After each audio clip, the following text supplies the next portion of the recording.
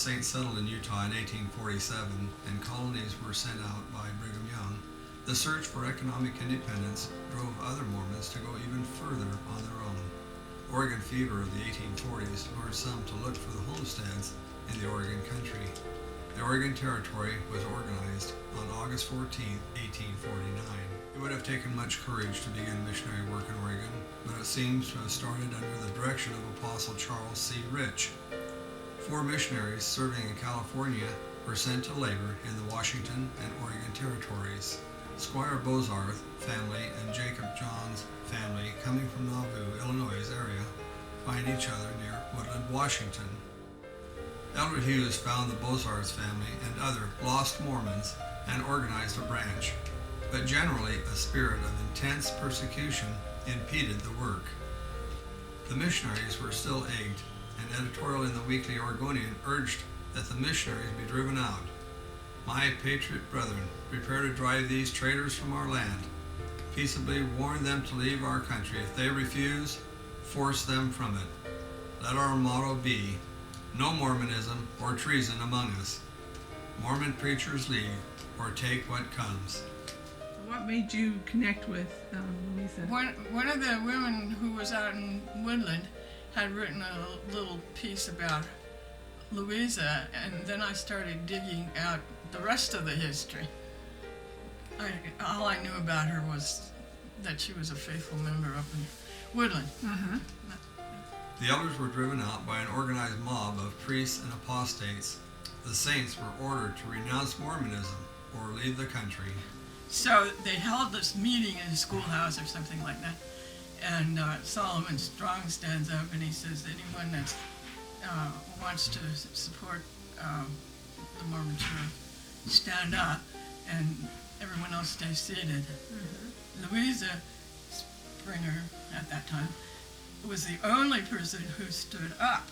Wow. And Marshall is later, after he came back to Woodland, writes in his journal that her eyes just sparkled at telling him about what happened. Oh. He admired her and thought it was so brave of her. Yeah.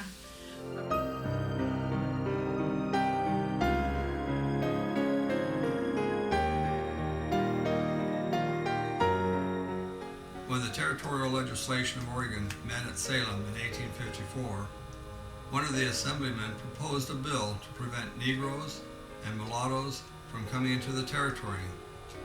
This proposal was immediately amended to include Chinese, half-breeds, Mormons, and skunks. Intent to establish another Missouri extermination order. Fortunately, it was never voted into law. In 1857, David Marshall Stewart and other missionaries were sent to Oregon. During that time, Elder Stewart reorganized the Lewis River Branch, ordaining John Shaw Bozarth, son of Squire Bozarth, an elder and teacher of the branch. In the years after 1858, Oregon and southwestern Washington had few LDS in their midst, and like the children of Israel, who had to wait for another generation to be raised up before they could enter the promised land in the Northwest and be accepted by the residents. The Northwestern States Mission was organized July 26, 1897 in Baker City, Oregon. George C. Parkinson became president. The first Northwestern States Mission, created in 1878, had its headquarters in Chicago, Illinois. A prophetic observation made by Apostle Franklin D. Richards said, "That which we do here today will be the beginning of a great work in the Pacific Northwest. We will see wards and stakes in these mountains and valleys. We will build a tabernacle, and I should not be surprised to see a temple in Oregon." It took 37 years for the church to grow large enough to create a second stake in Oregon, the first being in Union, Oregon.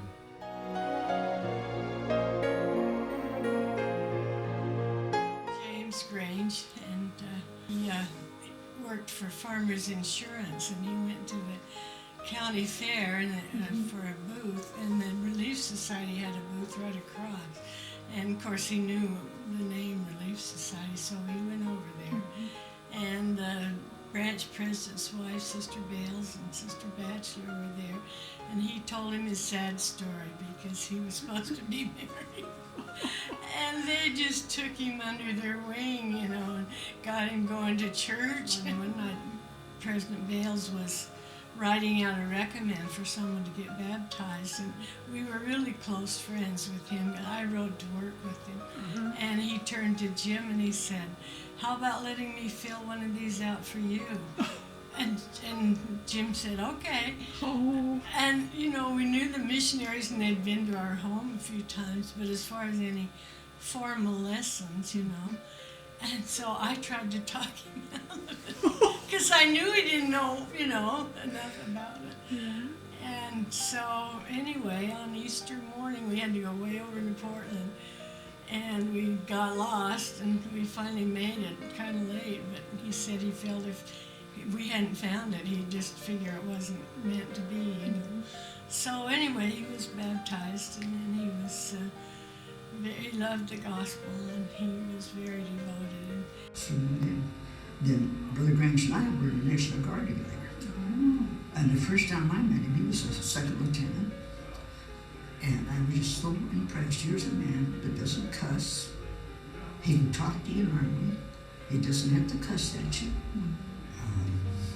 He doesn't use bad words. He doesn't brag about all the bad things he's done or how drunk he's got. You know, I think it's a great thing. Wow. And I was just so impressed with him.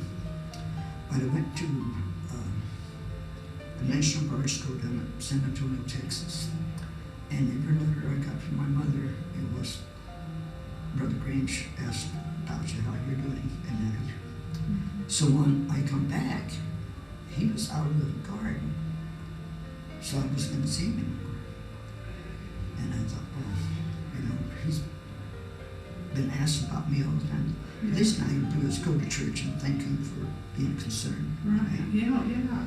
So I went to church, and it was, you can't believe what a warm feeling it was. Because I hadn't attended church since I'd come up here.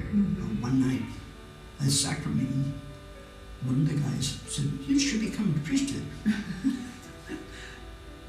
He said, and priesthood then was just an hour before sacrament. He said, "You be here at like 5 o'clock or something, it was exciting. You should be in priesthood." And I wasn't even a member. I said, "Well, he told me I should be in priesthood." He said, "I'm in priesthood." And the bishop, he was surprised to see me because he knew I wasn't a member. So who was the bishop then? John Bales, but just really nice. And Jim Grange was one of the counselors. His other counselor was Lyle Burnett. And a week or so before the baptism, they were making out baptism certificates, you know. And the bishop had the things. He said, "They're making out baptisms, so just make out one for you." Okay. Nobody had asked me. I never had the missionary lessons. Just, I never had the missionary lessons, so I gave them myself. oh my goodness. I was going on a state mission 6 months after I joined the church. Wow. The day, I was baptized on December 13, 1952. And the next day was state conference, and Apostle Romney was the visitor.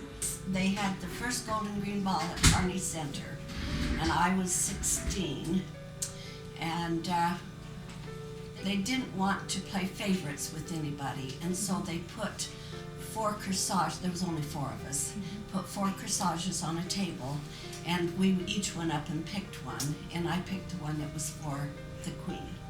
And the next year, Dion Bennett was chosen, and after that, they decided that they wouldn't have one queen, that they would honor all of the young women. We had dance programs, and you know, it was nothing like today. Everybody danced, and everybody danced with everybody else. The guys, all the guys danced, the girls danced. We danced as couples, you know, and everybody knew how to waltz and The foxtrot. first place where we met Jim Grange, we were all young girls looking for guys to run, to run around with, because we were healthy teenagers. And here comes this neat looking guy, He was kind of short, like our family, so he couldn't fit in. And he let us know right off the bat that he was taken, that he was engaged to Betty, whatever her last name was then, and that he was not looking, he was taken. And so He looked so nice in his uniform. cut us all off right to begin with. We were having a stake dance over at Laurelhurst, and Joanne was there because she's just a year older than we are, and we were all there. And all of a sudden, this young man comes up and starts dancing with Joanne, and he just takes up all her time. And we thought, who's this guy to come in here and take one of our girls and spend all night with her? And it was Wally. He was there in dance school, and of course, the thing, they ended up getting married. But we said, who is this stranger coming in and taking one of our girls? He was an She came home excellent from- dancer. Oh, yeah. He was a swing dancer like you would not believe, and man, we could not wait to dance with him because he was so good. And we got to dance after Mutual a lot. And so, Really? yeah, we always had dances. Yeah. For Mutual, after Every Mutual, week we had a we dance after had Mutual. fun. And so, I would just die to dance with him. He was so good.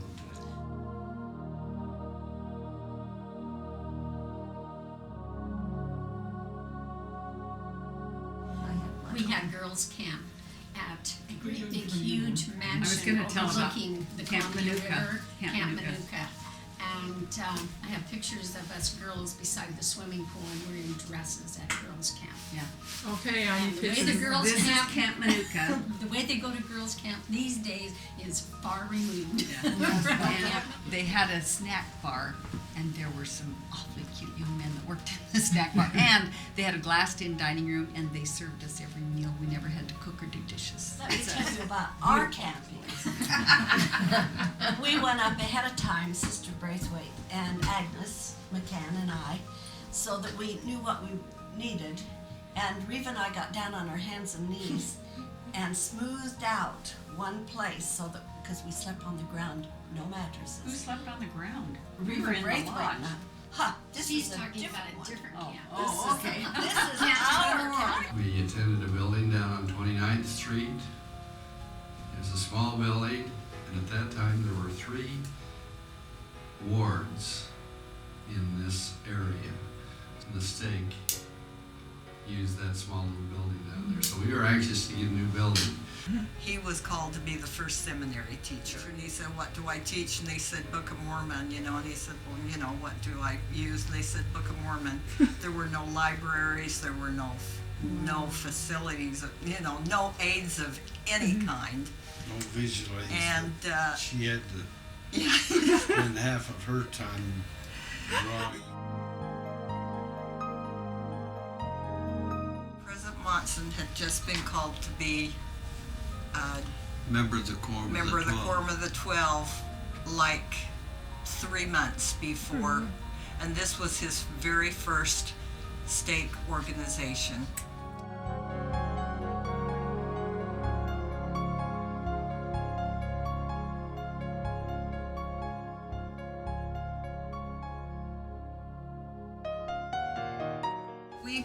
We were first, we were the North Columbia River stake, then they changed it to the Columbia River North stake, and then they changed it to the Vancouver Washington stake. So we were in 3 stakes in our Goodness. 10 plus years.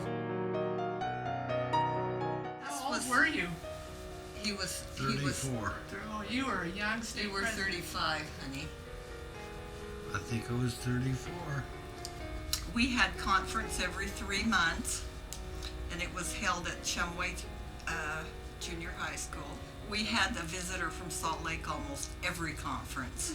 I had people staying with me every 3 months, and I had just had Vaughn. Vaughn was a year old. I had 2 babies during that time, and they always stayed with us because they didn't stay in hotels then, you know. And so I did primarily of the meals and took care of them, but it was fun to have them. Vaughn was, you know, just little, and he used to crawl in the foot of our bed at night. And instead of getting in beside us like the others did when they were little. And so President Kimball was in our bed, and he crawled in the foot of his bed and slept with him. And President Kimball said, I didn't want to say anything because I thought it would frighten him, so they spent the night together.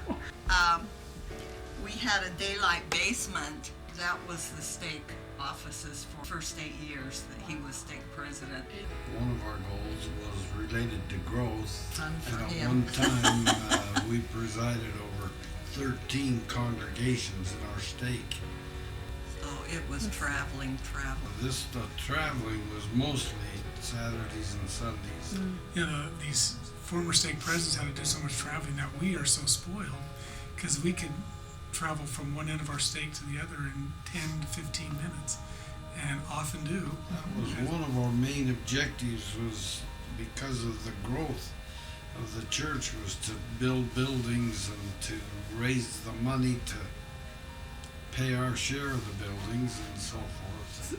I mean, that's a lot of buildings when you're looking at all these, you know. Yeah, little towns. It was amazing to get every one of them was housed. Yeah. This site that the building was built on was a pasture.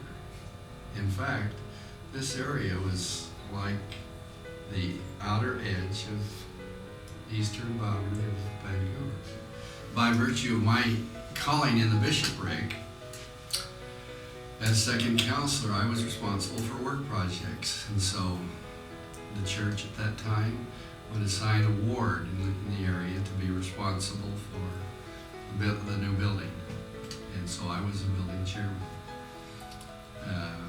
That was an interesting committee. Mark Turley was a member of that, John Sunwall, Ray Moultrie, Fred Steffen, Ray Campbell. At that time, we were expected to provide 20% of the total amount to build this building. And part of that we could work off. We tried to do as much of the labor on this building to work off our financial responsibility. Brother and Sister Darwin Poifer, Bishop Poifer, was instrumental in getting us a job with Avis car rental. I think we made a lot of money for that. So That was a good money. That was a good. Yeah, it was good money. Fundraiser. It was very time consuming though, because there was no freeways. So when you went to Eugene, it was a 5-hour, and then you had to come back. And everybody wanted a new car to drive, and we'd all switch, you know. And this one time, they said, Irma, it's your turn to drive the Charger. And I thought, oh, it's my turn. And Etta was quite large, very attractive, but she was large. And she loved the Charger because it fit her. Well, it was my turn, and she had to have a Mustang. So we got out on the road, and the Charger was too big for me. I couldn't even see over it. I couldn't reach the pedals, and I knew she was behind me, and so I pulled over, and she pulled over, and I said, Etta, please trade cars with me. And she said, oh, but it's your turn to drive the Charger. And I said, please change it to me. So I got to take the Mustang, and she got to do the Charger. One of the things of the old timers that were initially in this building was the grouting that took place. It became a real joke because it seemed like every week we were grouting, and what the grouting was with the cinder block construction, we'd have to put in support areas that have to put rebar down, and we'd pack it in with grout, which is a form of cement. The areas that didn't need major support, we just put grout in there. And so we had a lot of jokes about grout. After we had, the initial carpet had been put in here,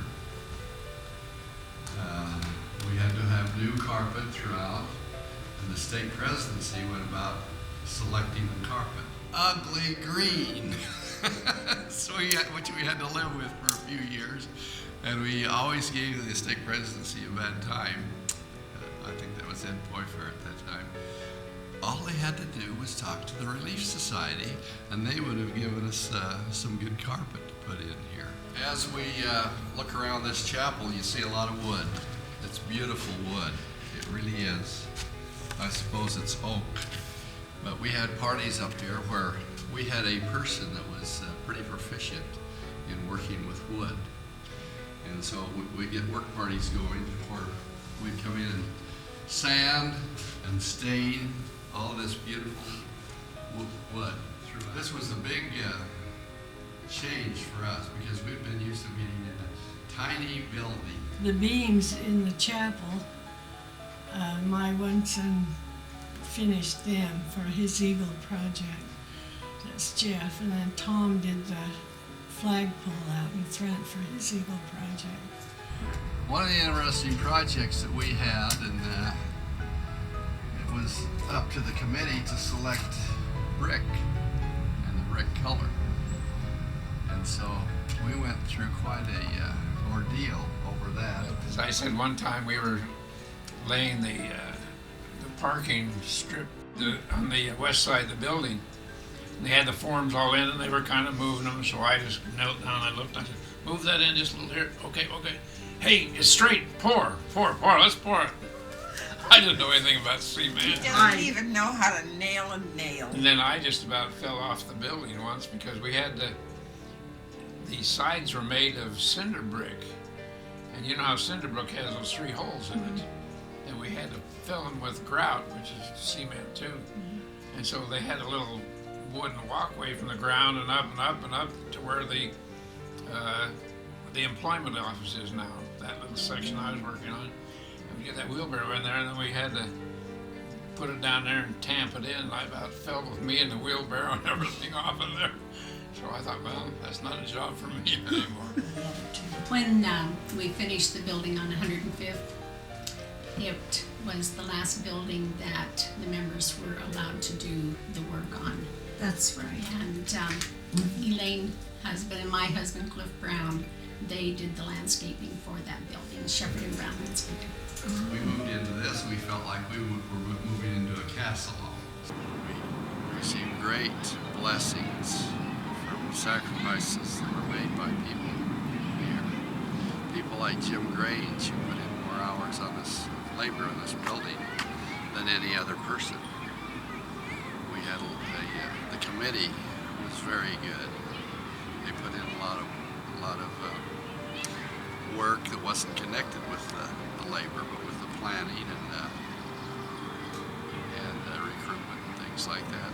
One of the stories that we're reminded of is President Tusher has done so much for the church in this area. He was the original stake president for the first stake this side of the river in this southwest Washington. He did so many things, but when it came to buildings, the actual building process, we had to kind of keep a close watch over him, because one night I remember when he was going to put the ceiling tile up in the one corridor, by the time we caught up with him, he had the ceiling tile going kind of skiwampus this way.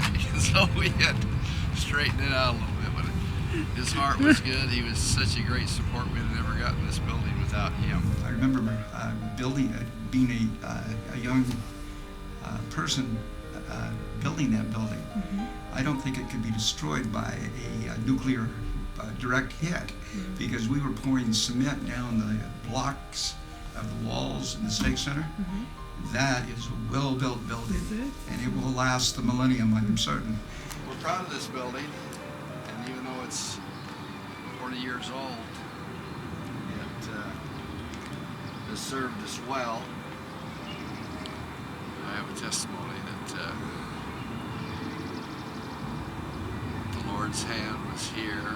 We needed this building, and it's been a tremendous blessing to all of us. I say this in the Lord Jesus Christ. Amen. We are thankful to our Heavenly Father for our new structure, which we solemnly dedicate to His name and His work. Our deep appreciation is also extended to the hundreds whose time, talent, and finance are reflected in this beautiful edifice. May this building constantly stand firm and powerful throughout as a true source of humble comfort and abiding joy to all who enter its portals. I was the state chorister for 12 years. We had concerts every year. I had about 60 to 65 ladies every year practice, and we did the first concert in the new white church on 105th. Mother would be the oldest one left from the original That's true. branch in 29th Street.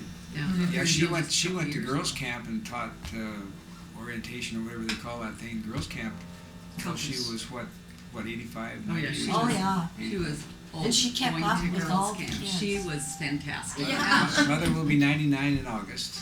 So you want to know the schedule of the church during the early days of Yeah. at that time we had Sunday school Sunday morning, I believe at 10 o'clock, and then we would go back at about 7 at night for sacrament meeting.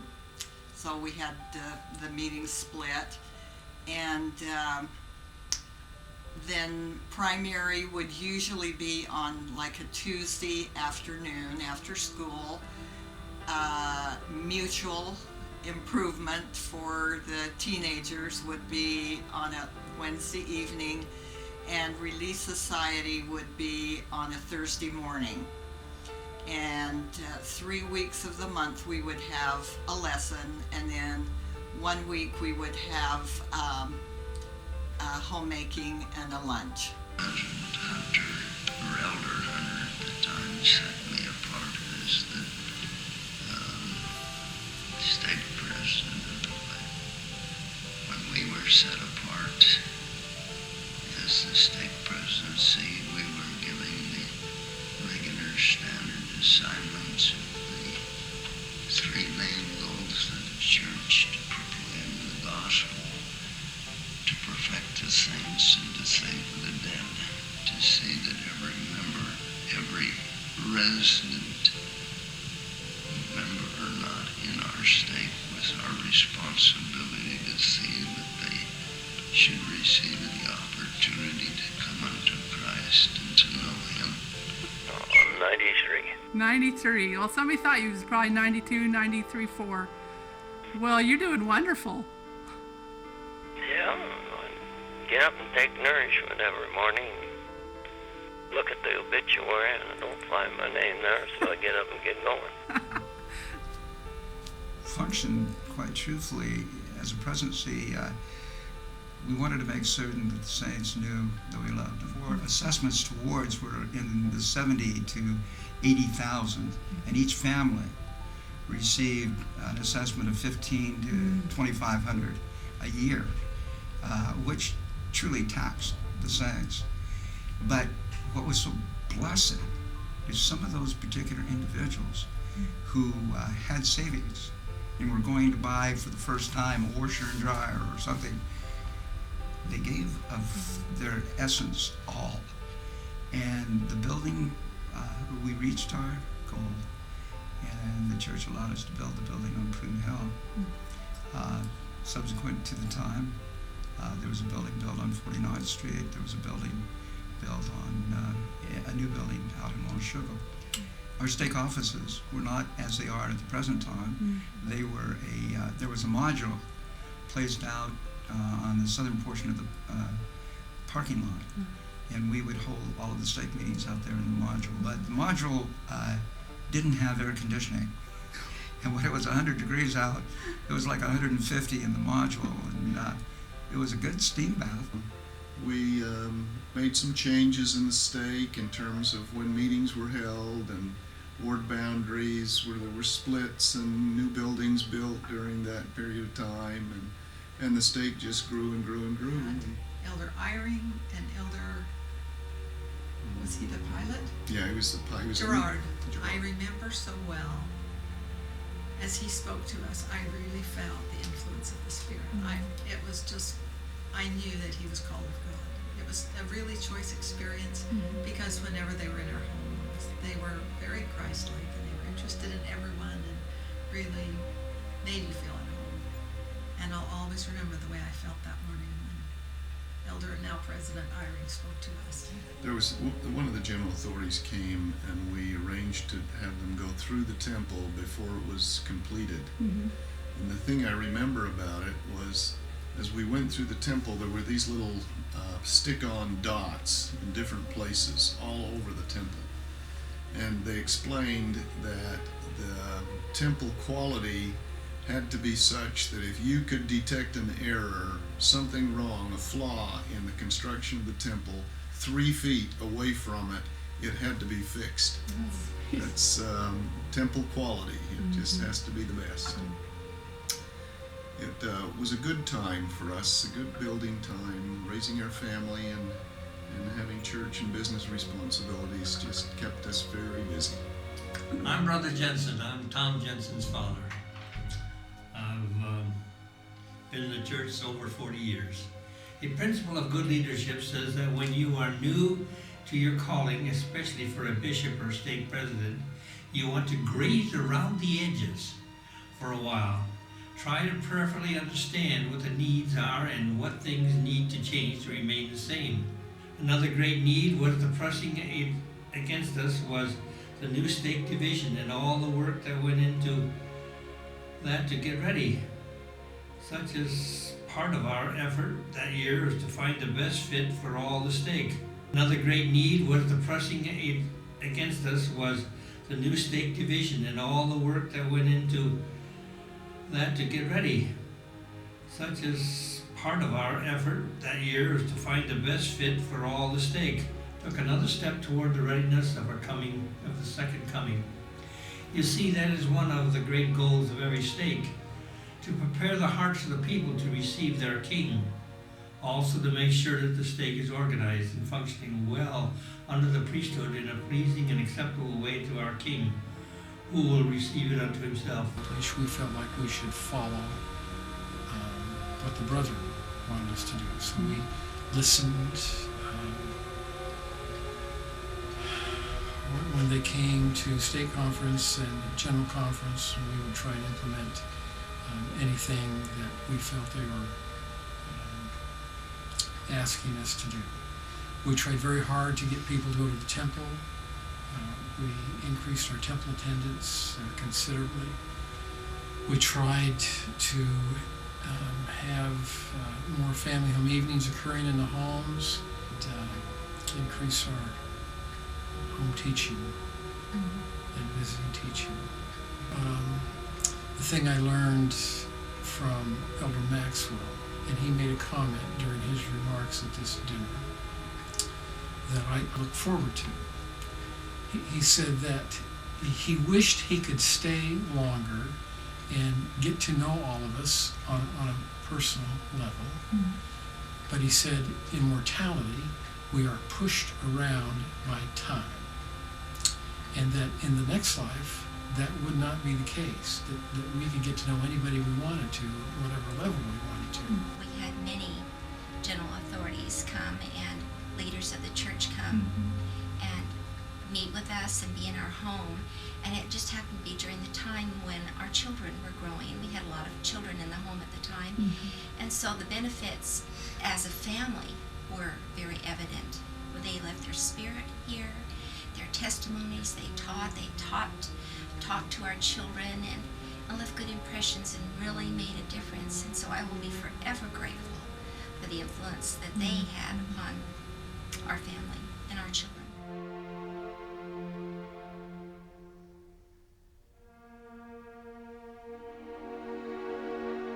I remember being interviewed by President Poifair to receive the Melchizedek priesthood and then to receive my first temple recommend, Kathy and I. And we were to be sealed in the Seattle temple about a week or so later after that. And he made a comment that I'll never forget. He reminded us that, we don't return to the celestial kingdom by wards, and we don't return in stakes. We return as families. And so as a stake president, we as a stake presidency and the stake council, our goal and our responsibility is to strengthen families. The sacrifice of these good families, because the husbands is serving as state presidents, sees in their wives, and these high counselors that were part of that. What a great, amazing sacrifice that they gave.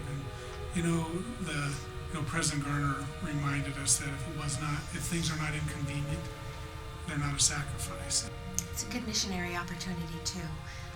When I was talking to some friends the other day about what one lady was a member of a church where the pastor was paid by the congregation, and she had had some dealings with that, and I was explaining that no one at our church is paid, and that she said, then how do you live? And it's interesting to watch people in any kind of calling, leadership or any kind of calling, roll up their sleeves and get to work on behalf of the saints and on behalf of the church.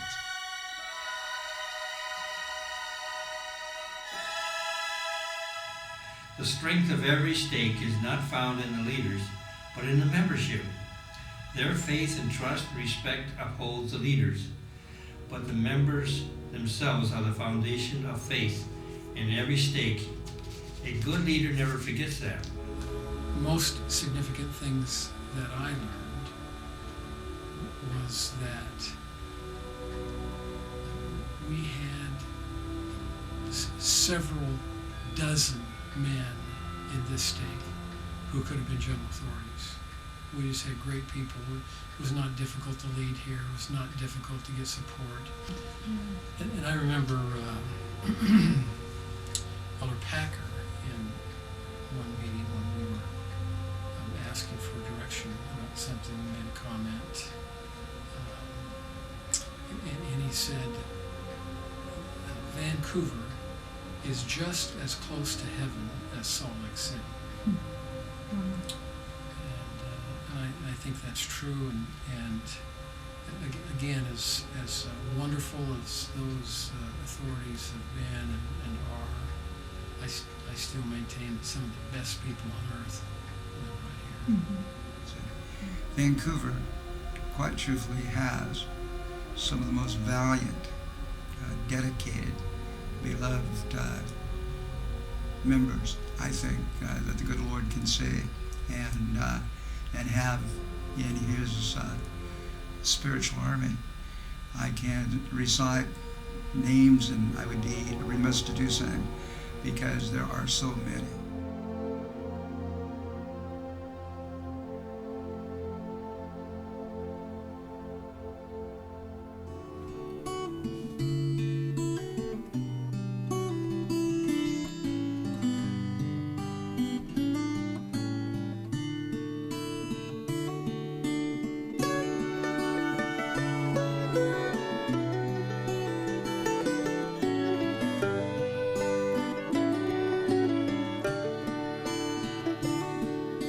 Sunday in September, as the air began to chill, was locking doors and turning out the lights.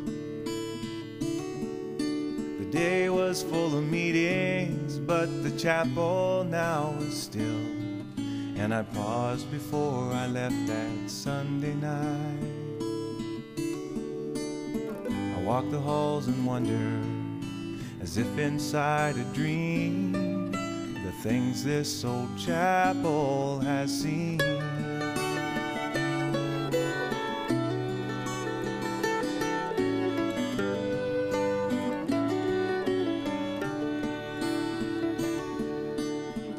How many verses of Come Ye Saints were sung, absorbed into these 50-year-old walls. How many pictures of missionaries hung beside a map to show where they were called. I can only wonder, and I can only dream the things this old chapel has seen.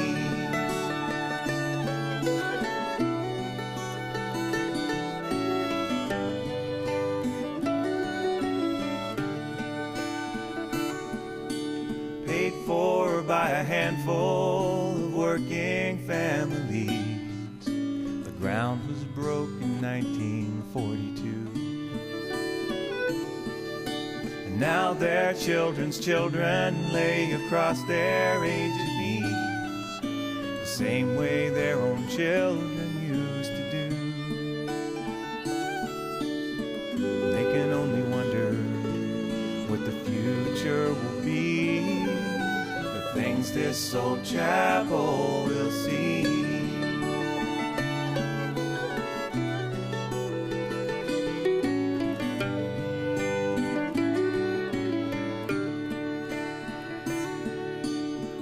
How many grains of rice have fallen to the floor as honeymooners kept their faces down? How many prodigals have opened up the door and wondered if the walls might crumble to the ground? I can only wonder, and I can only dream the things this old chapel has seen.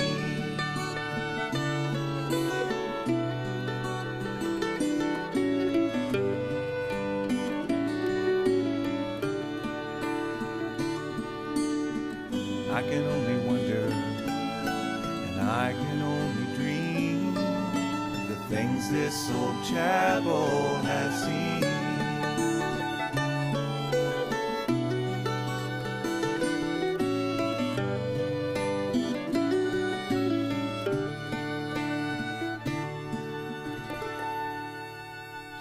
I express deep gratitude to the Lord, the privilege of serving in the Vancouver area, and to have grown with the church, and having had the opportunity on many occasions to bear my testimony to the beloved saints in Vancouver, I should like to take this opportunity to bear witness to you, brethren and sisters, that God lives, Jesus is the Christ.